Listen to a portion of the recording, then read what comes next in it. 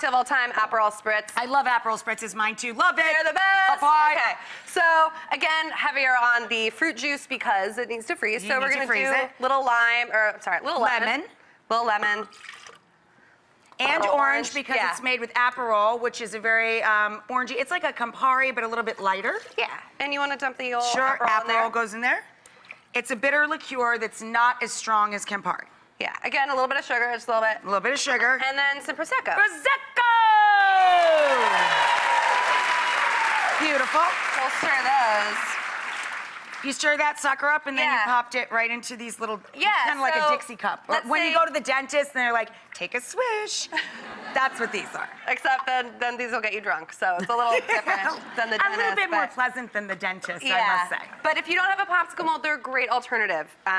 You can freeze them in here, not a problem. Can I show them the ta-da? Yes.